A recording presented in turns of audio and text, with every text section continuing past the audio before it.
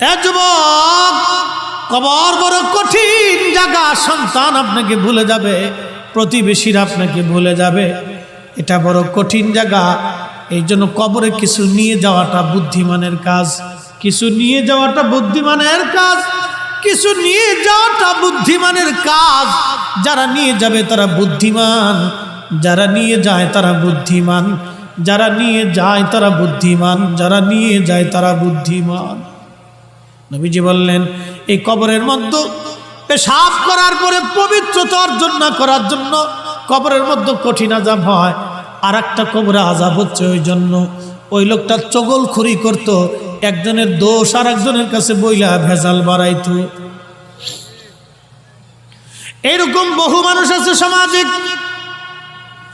কারো চরিত্র যদি এরকম হয়, আমি আপনাকে অনুরোধ করবো বাজান, এই চরিত্র চেঞ্জ করে ফেলেন, তওবা করেন, আল্লাহ ক্ষমা করে দিবে। আপনি ইস্তিগফার করেন, আল্লাহ মাফ করে দিবে। আল্লাহর ওয়াদা, বান্দা গুনাহ করবে, তওবা করবে, আমি আল্লাহ মাফ করে দিব।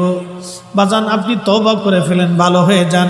কোনো মানুষের ক্ষতি করেন না, সমাজে ভেজাল বাঁধেন না, গ্রামে গ্রামে ঝগড়া বাঁধেন না, পাড়ায় পাড়ায় ঝগড়া বাঁধেন না, পরিবারে পরিবারে ঝগড়া বাঁধেন না। এই চগলখড়ির অভ্যাসটা আমাদের দেশে মহিলাদের মধ্যে বেশি পাওয়া যায়। কি কথা বলেন, ঠিক না বেঠে?